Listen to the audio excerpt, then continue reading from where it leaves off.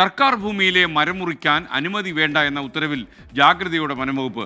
ചട്ടവിരുദ്ധമായ മരം മുറിക്ക് അനുമതി നൽകുന്നുണ്ടോ എന്ന് പരിശോധിക്കും. ഇത് സംബന്ധിച്ച നിർദ്ദേശം ഉദ്യോഗസ്ഥന്മാർക്ക് നൽകിക്കഴിഞ്ഞു. AV ജയശങ്കർ തിരുവനന്തപുരത്ത് നിന്ന് തത്സമയം ചേരുകയാണ് വിവരങ്ങളുമായി. പറയൂ ജയശങ്കർ. കഴിഞ്ഞ ദിവസമാണ് ഈ സർക്കാർ ഭൂമിയിലെ മരം മുറിക്ക് വനം വകുപ്പിന്റെ പ്രത്യേക അനുമതി വേണ്ടെന്ന ഉത്തരവ് സർക്കാർ ഇറക്കുന്നത്. ജില്ലാ ട്രീ കമ്മിറ്റികളുടെ കൺവീനർമാരായി ജില്ലാ പഞ്ചായത്ത്, നഗരസഭ, കോർപ്പറേഷൻ സെക്രട്ടറിമാരെ സർക്കാർ ചുമതലപ്പെടുത്തുകയും ചെയ്തു.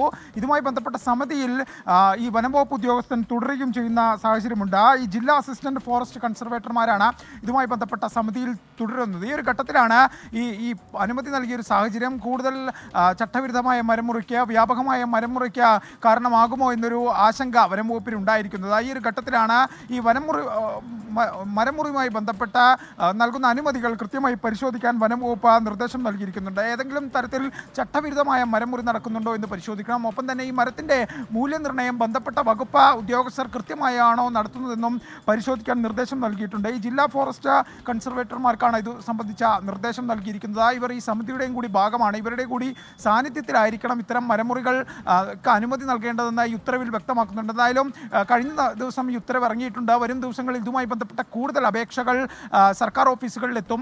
ആ ഘട്ടത്തിൽ ഈ ബന്ധപ്പെട്ട തദ്ദേശ സ്ഥാപന സെക്രട്ടറിമാർ ഇതുമായി ബന്ധപ്പെട്ട തുടർ നടപടികൾ എടുക്കുന്ന ഘട്ടത്തിലായിരിക്കും വനം വകുപ്പ് ഇതുമായി ബന്ധപ്പെട്ട കാര്യങ്ങൾ കൃത്യമായി വ്യക്തമായി പരിശോധിക്കുക.